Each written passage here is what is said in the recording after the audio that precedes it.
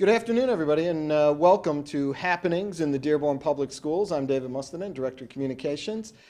We also know this as the Superintendent's Show around here as well. And this week, no, I'm not down in the basement, and I'm not on the couch and Conan O'Brien's show, and we are not at the local Starbucks either.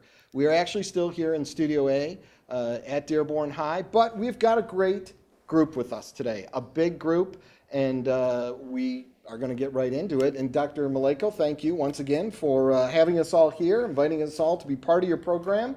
And tell us, who are all these great, wonderful people joining us today? Sure. So first of all, I'll kind of talk about a little bit of the concept and what we've done here, and then I'll let each of them introduce themselves. When I became superintendent, one of the things that I talked about, this is going back to my interviews last June, was that I really feel like we need to do a better job in the school district of just listening to the students, giving students the voice and hearing their thoughts. I think that they have a lot of unique and positive ideas and things that we can learn from them.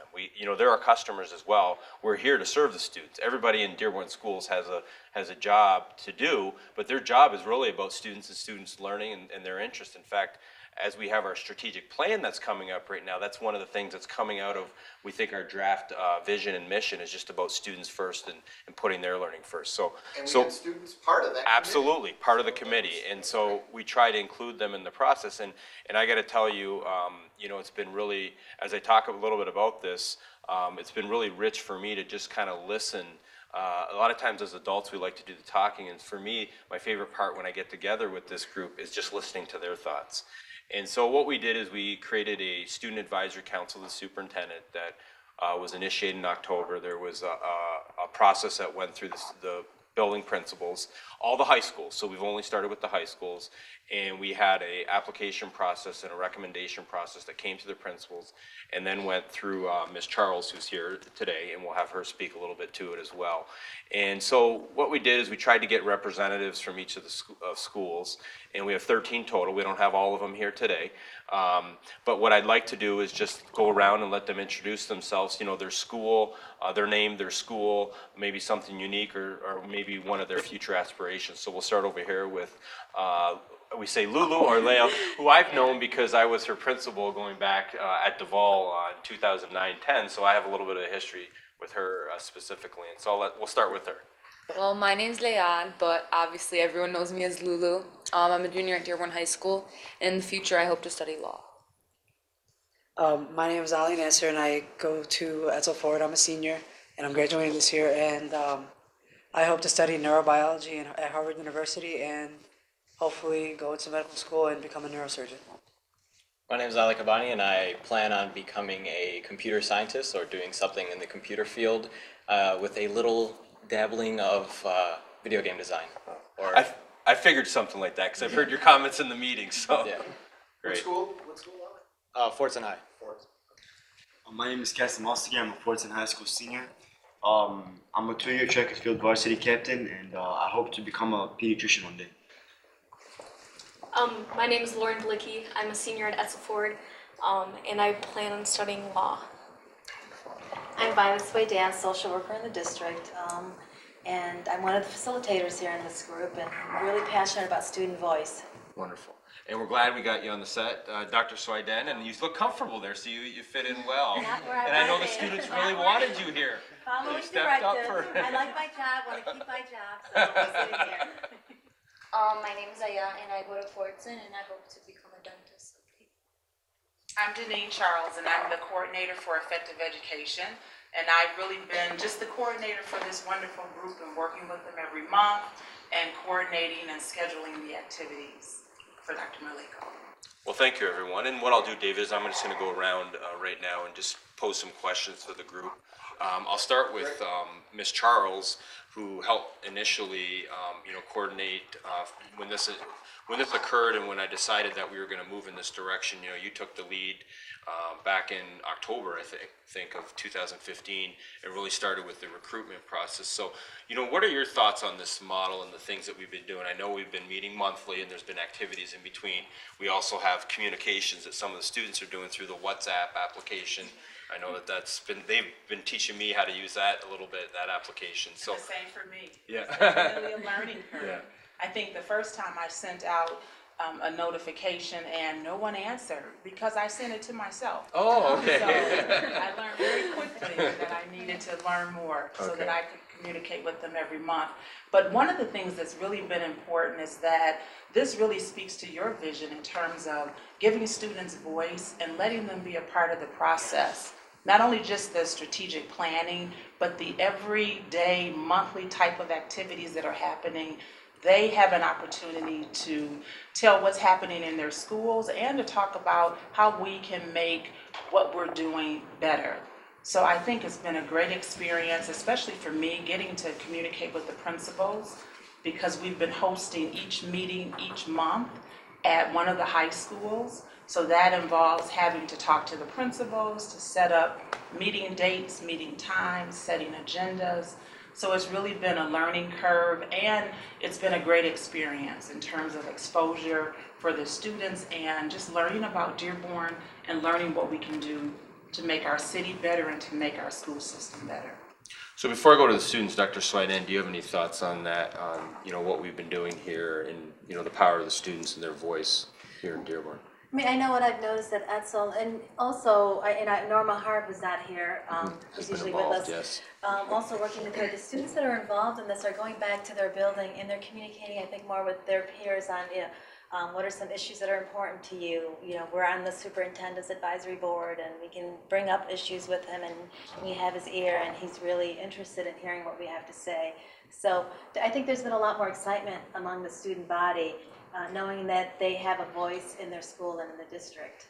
Thank you. So we'll get to the students. What are your thoughts of serving, and maybe what did you think initially, and have your thoughts changed, or what has been your experience? And I can open up to anyone here who would like to speak. We kind of have an open forum here.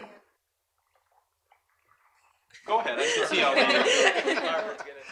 No, I was just gonna say I'm really thankful that I was chosen for this group, and I know it's a huge responsibility. I've really been learning and how to really communicate and kind of represent our school, our entire school, and kind of learn how to become more of let's say I guess a critical thinker, especially when talking about my own views, but I'm wanting to make sure that everybody's views at my school is being represented, and I'm bringing it to the table in this group. So.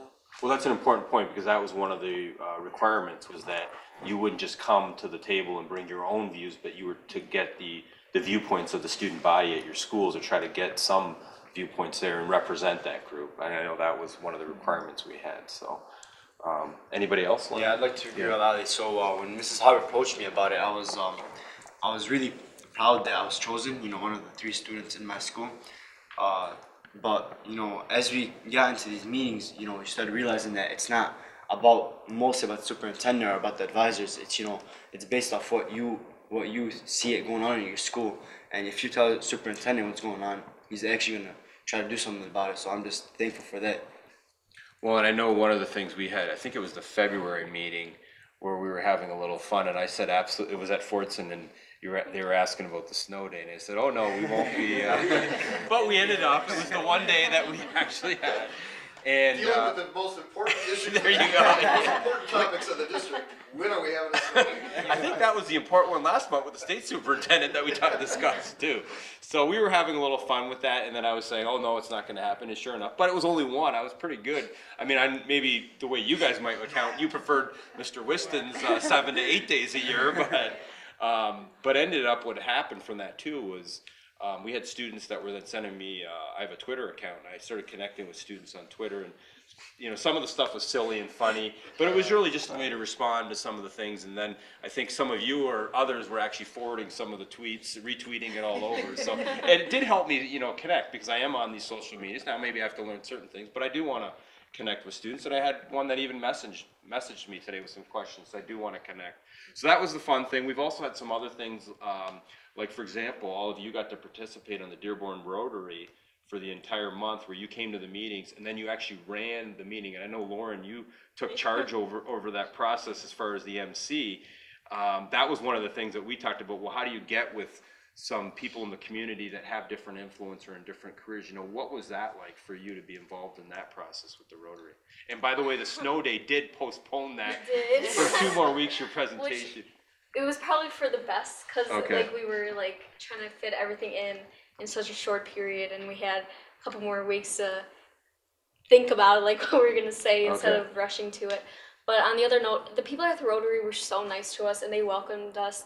And like the past presidents, they gave me their itineraries from like previous meetings, so I was like able to go over it and like make sure everything was hit. And I felt like everybody participated, had like a job. But I think we just all worked really well together, and they enjoyed it so much. Like, I'm surprised they didn't ask us to like come back and do another meeting because it was like just going around and singing like the welcome song and seeing like the smiles on all their faces.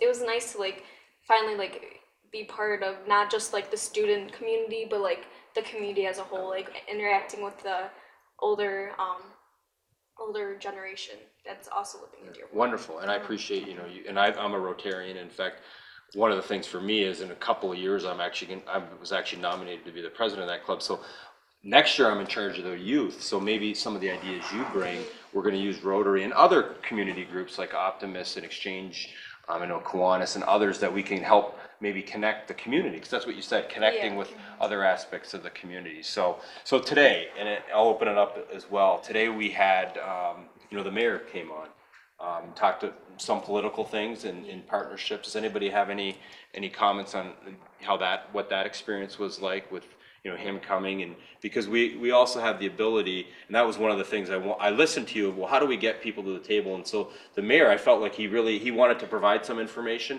but he also wants to hear from the students. And I know he's mentioned, even connecting with you after. So I don't know if anybody has any thoughts on. Yeah, I'll take. Go ahead, sure. So I think like one of the things that I overlooked before even coming into this was the real shift of ideology for the entire, district to push toward the students, and you guys come out and want to hear from students of, each high school or whatnot. And the fact that the mayor was there was just, he was able to also provide the things that he was talking about, that like the other ideas and programs that he has where they take student input. And I thought that was really cool. I don't know if 10 years ago or not, if the district had programs like that where they would invite students to do stuff or things like this, but that's just really, it's a cool shift to see happen and take place. Okay, thank you. So other things we've had too, I know we got to eat in the lunch at the student in the Berry Center at the Bon Appetit restaurant, and we had guests from Healthy Dearborn. So we've had a variety of experiences. Does anybody have any thoughts on that? I know that's one of the challenges that we face too in the district when we talk about the lunch offerings, but then it's trying to get the students, so it's some of it is the meals we provide, but then getting the students also to want to have those sort of lunches that are provided. And that was one of the challenges that, we talked a little bit about. And I know Healthy Dearborn goes more into also, physical fitness, walking to school, other things in the community. But that would be another example of an experience. Does anybody have any thoughts on the Healthy Dearborn initiative that we discussed, or any comments about that? Yeah,